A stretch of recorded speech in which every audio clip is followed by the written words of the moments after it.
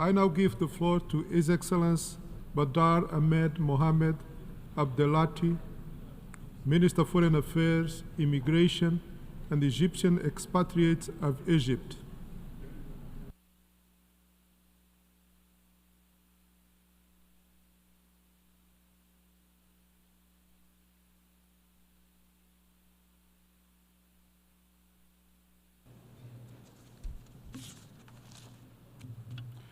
شكرا جزيلا. Thank you very much.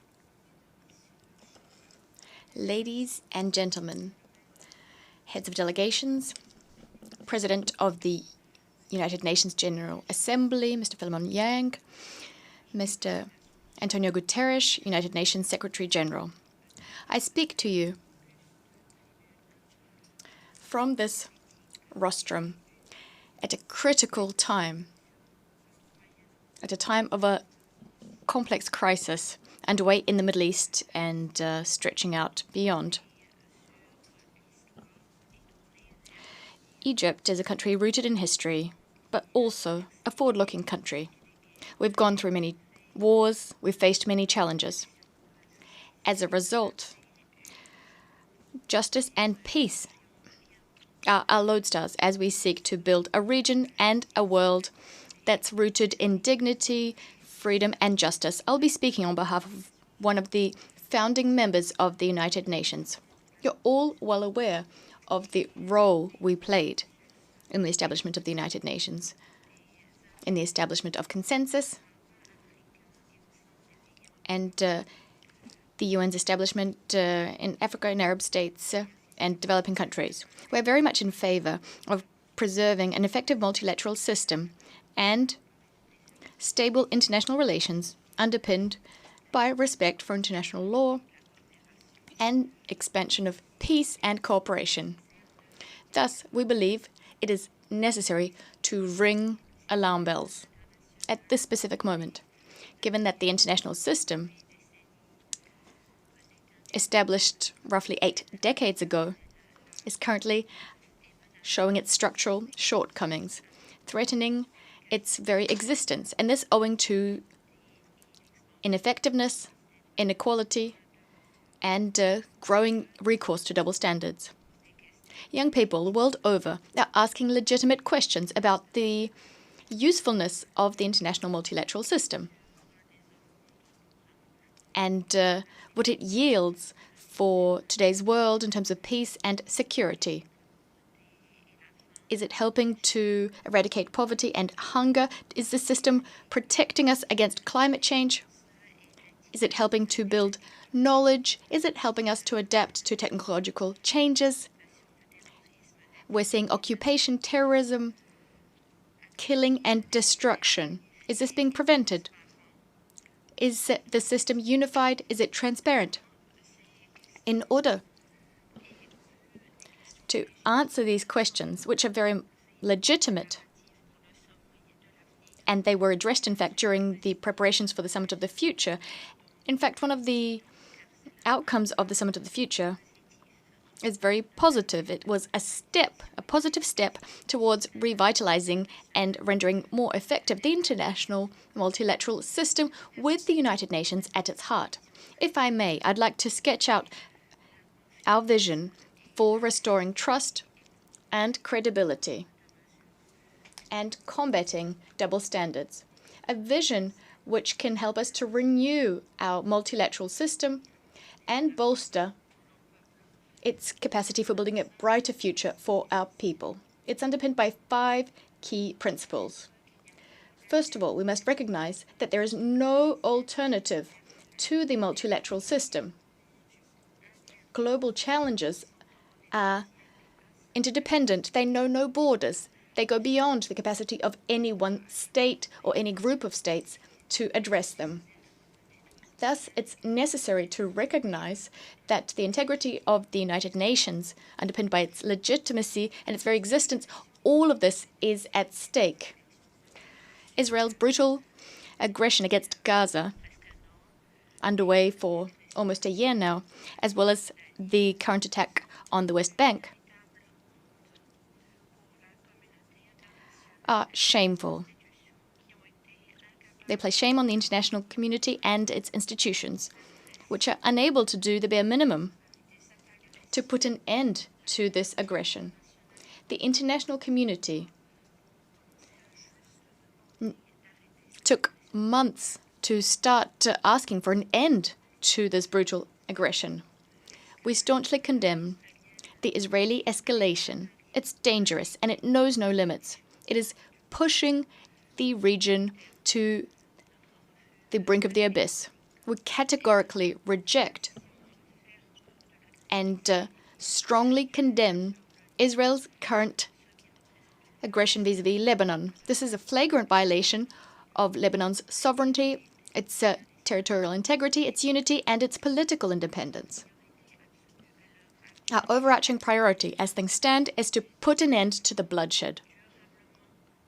Immediately, without any conditions, and permanently. We're strongly opposed to any attempts to resolve the Palestinian issue through forced displacement or population transfer. We attach particular importance to the unconditional and immediate delivery of medical and humanitarian assistance to civilians who are not bearing weapons in Gaza. Egypt has undertaken substantive mediation efforts together with our friends Qatar and the United States. Unfortunately, these efforts were thwarted by Israel over the course of several months. We'd like to reiterate that the establishment of an independent Palestinian state based on 4th June 1967 borders with East Jerusalem as its capital is the only way to achieve a comprehensive and just solution, restoring stability to the region and to the entire world.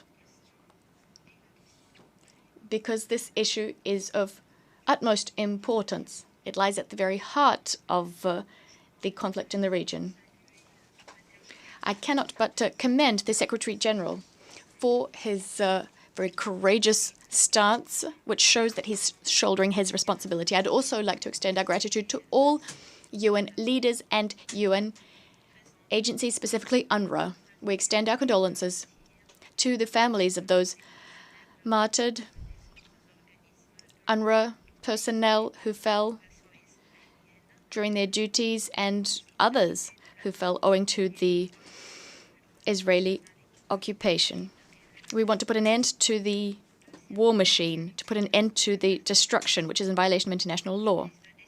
Next, we need effective participation, not a fig leaf of participation. Participation is not a gift. It's not a gift given to other states. It's the very foundation, the prerequisite for an effective response that the international community can mount to successive crises plaguing the international system, so as to ensure that common ownership is taken of international decisions. Furthermore, we cannot accept that Africa and Arab states to date have no permanent representative on the Security Council nor enjoy the related prerogatives. We endorse the said declaration and the Eswatini Consensus to repair the historical injustice done to the African continent. Genuine participation is only possible if there is deep-rooted reform of the international financial architecture and of international financing institutions. We must modernize multilateral development banks and their practices and bolster access of developing countries to concessional funding, especially in the face of crises. We support the SG's appeal to make the Bretton Woods institutions fairer to developing states. There is no alternative to a common approach so as to address growing sovereign debt of developing countries. This can be done by buttressing existing mechanisms, strengthening their effectiveness, but also establishing new mechanisms, helping low and middle-income countries. What's also important is debt swaps. These must be broadened so as to address debt distress and help these countries achieve sustainable development. Economic justice can only be done if we place the priority on Africa's development. This is how we can guarantee that we prevent conflict and ensure lasting peace. When we held the presidency of the Steering Committee of Heads of State and Government of the African Development Commission, as well as the presidency of His Excellency President El-Sisi, post-conflict reconstruction on the African continent was front of mind. And Egypt will seek to accelerate the development process so as to achieve the African Union's 2063 agenda. This brings me to my third point and principle. Exchange of resources between states, some of which have a comparative advantage, requires us to adopt the principle of common but differentiated responsibilities, especially as regards climate change. Governance and natural resources are limited.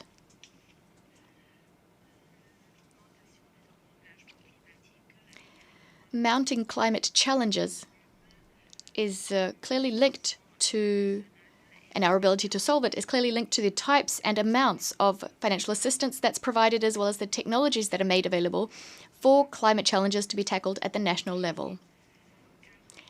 National ownership of climate projects is a guarantee that we align domestic priorities with the Sustainable Development Goals, with due regard for the environmental, economic, and social dimensions, ensuring that the transformation, the green transition, is equitable and does not scupper our efforts to eradicate poverty. This was our priority at COP27 in Sharm el-Sheikh.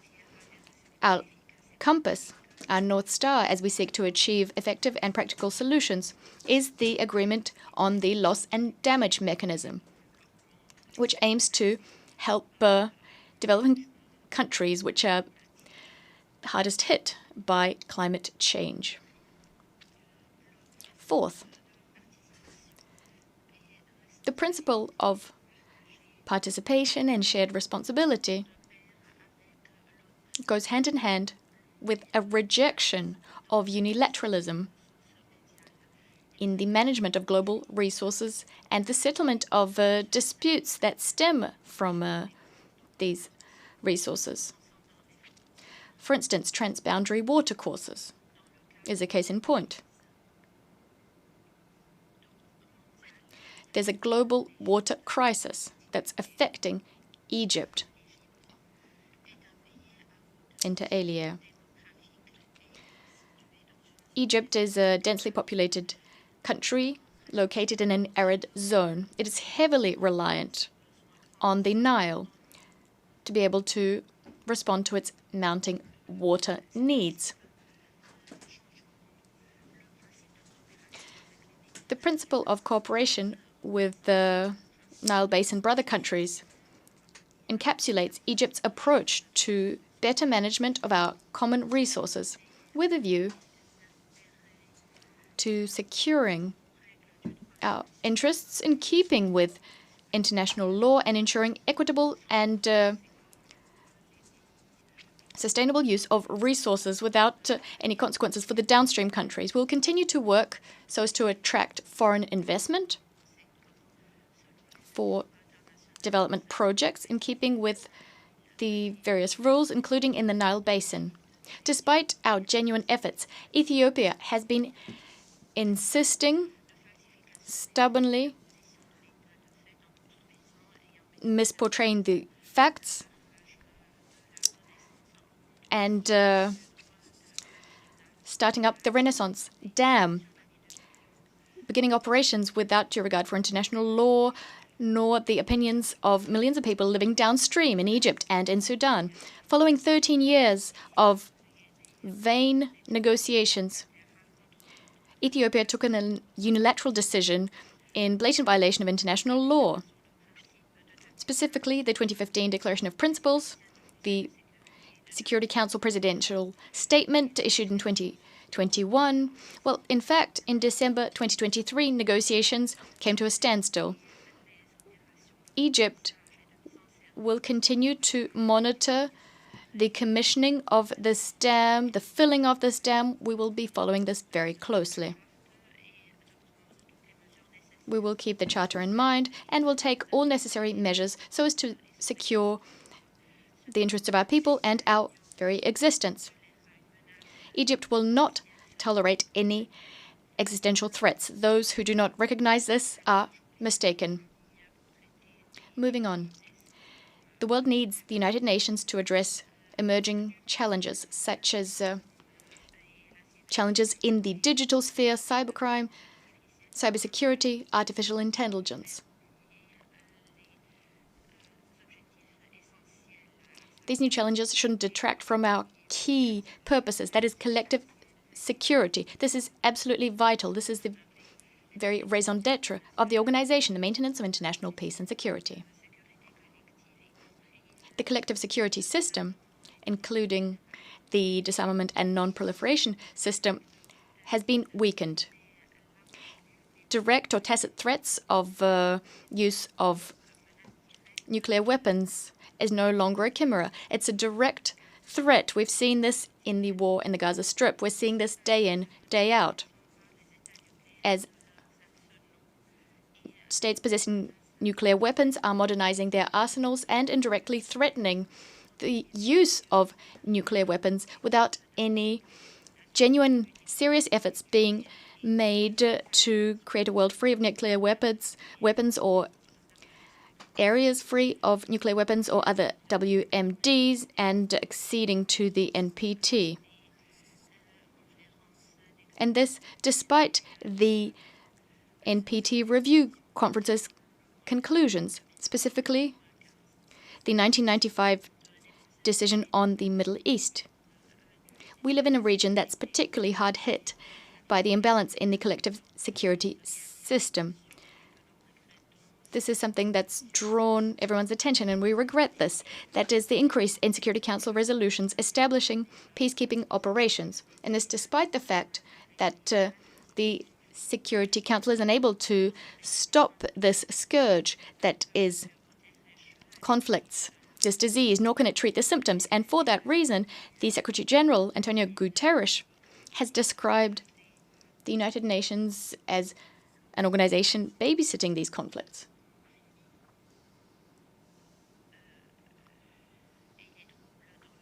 Speaking of conflicts and upheavals in neighboring countries, as well as throughout the North Mediterranean, all the way through to the Horn of Africa in the south, we're particularly committed to strengthening the UN's role so as to address the root causes of conflicts. We need to ensure that peace is maintained, but also we need to sustain peace.